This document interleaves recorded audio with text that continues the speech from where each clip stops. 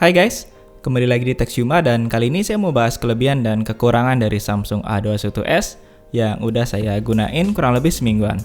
Untuk harganya sendiri ada di kisaran 2,7 juta ya. Dan kalau berminat, kalian bisa cek link di deskripsi untuk harga terupdate-nya. Sebelum kita bahas reviewnya termasuk beberapa kekurangannya, saya mau disclaimer dulu. Kalau misalkan akhirnya saya kurang rekomen, bukan berarti saya haters atau mencari-cari kekurangan ya. Karena rata-rata smartphone Samsung dapat nilai recommended dari saya, kayak Samsung A8 2018, Samsung A51, Samsung A8 Star, Samsung A70, dan Samsung A80 yang versusnya dengan A71 udah publish beberapa hari yang lalu. Kalau berminat, link video review atau pembahasan semua HP tadi juga saya cantumin di deskripsi. Oke, sebelum bahas apa aja kekurangannya, saya akan bahas dulu beberapa kelebihan dari Samsung A21s. Yang pertama tentunya adalah ketahanan baterai, di mana Samsung A21s dibekali salah satu chipset terbaru Exynos 850 yang punya fabrikasi 8 nanometer dan di atas kertas efisien dan irit daya. Untuk pemakaian normal plus sesekali gaming, baterainya masih bertahan 1,5 hari, dan untuk pemakaian ringan bisa dapetin hampir 2 hari dengan rata-rata screen on time kisaran 10-11 jam. Untuk kecepatan charging juga standar, support 15 watt, dimana dari 0 sampai 100% perlu sekitar 2 jam 15 menit. Kalau untuk tipe kayak gaming juga cukup irit daya, dengan tes gaming berat selama 1 jam berkurang sekitar 13%, jadi kira-kira ya bisa tahan sekitar 7 jam kalau dipakai gaming non-stop. Lalu gimana dengan performanya sendiri? Well, untuk tes performa saya tes dengan beberapa game seperti PUBG Mobile, Mobile Legends, Pro Evolution Soccer 2020, dan Shadowgun Legends, menggunakan aplikasi Geekbench Pro untuk mengukur FPS-nya. Di sini game yang cukup lancar adalah Mobile Legends di settingan medium yang dapat rata-rata 30 fps dengan 98% stability, dimana sayangnya untuk Mobile Legends secara default belum unlock untuk high frame rate atau 60 fps. Untuk Pro Evolution Soccer di settingan low setting dan 60 fps juga masih lancar dengan rata-rata 45 fps dan 83% stability. Jadi saat FPS drop pun masih sekitaran 32-30 fps, jadi masih cukup nyaman buat dimainkan. Untuk PUBG baru bisa lumayan lancar di atas 35an fps kalau kalian pakai settingan smooth ultra. Dan pada Shadowgun Legends, A21s cukup kewalahan dan sering frame drop dengan hanya 49% stability. So, kalau kalian lebih sering gaming ringan kayak Mobile Legends atau Pro Evolution Soccer sih masih lumayan lancar ya. Tapi untuk gaming yang rada berat, sektor performa ini bakal jadi kekurangan untuk Samsung A21s.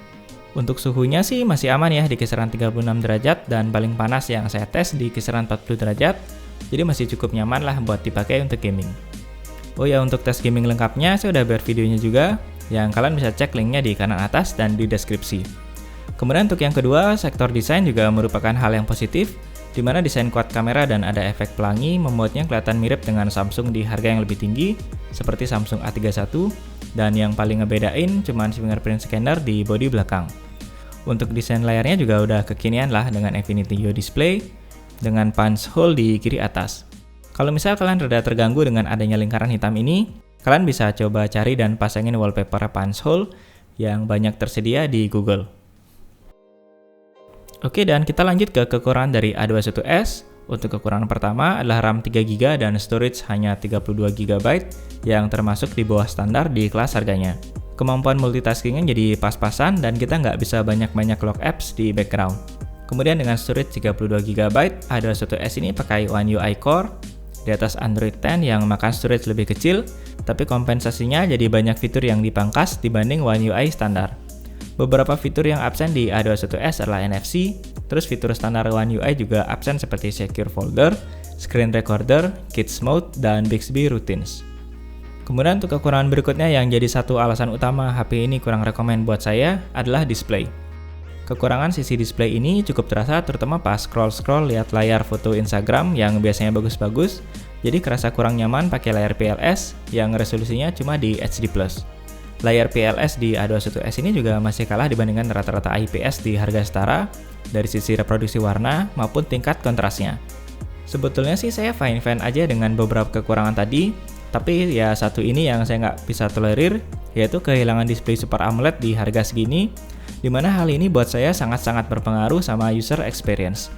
Gimana ya, kalau Samsung harga mendekati 3 juta nggak pakai panel AMOLED itu berasa kayak makan garam tanpa sayur, alias ada rasa asinnya doang. saya malah jadi ambil kesimpulan mungkin Samsung sempat riset pasar dan ada sekian persen pengguna mereka yang nggak nyaman pakai layar Super AMOLED yang warnanya gonjreng, sehingga ngasih alternatif layar PLS ini yang warnanya cenderung wash out dan punya kontras yang rendah.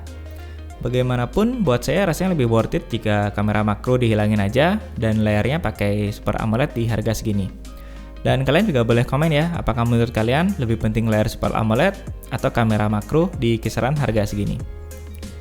Next, kekurangan dari sisi kamera, terutama adalah absennya beberapa fitur seperti night mode yang harusnya bisa buat foto malam harinya lebih cakep, dan absennya stabilization pada kamera belakang juga cukup disayangkan ya. Oke, so inilah perekaman video kamera belakang dari Samsung A21s ya, di resolusi Full HD 30 fps yang juga adalah resolusi tertinggi karena di A21s ini dia belum bisa rekam sampai 4K.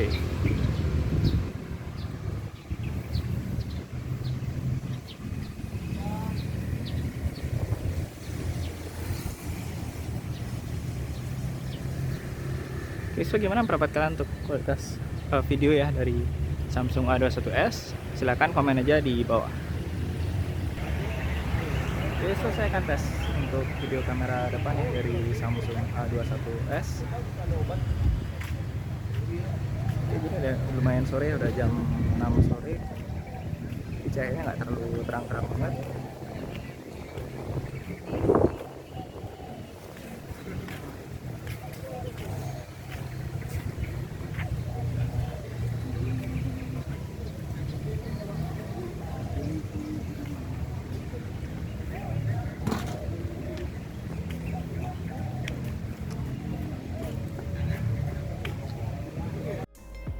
Kemudian untuk dari hasil fotonya sendiri bukan kelebihan atau kekurangan, cuman hasilnya rada kurang stabil, kadang pas, dan kadang hasilnya kurang oke.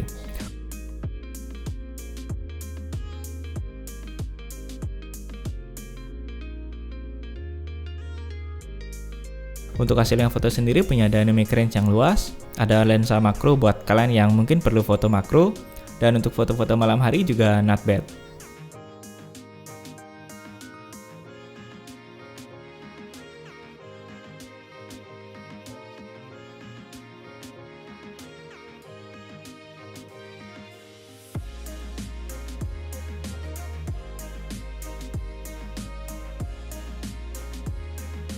Untuk kamera selfie, hasilnya standar aja, tapi kualitasnya jauh menurun saat kondisi low light.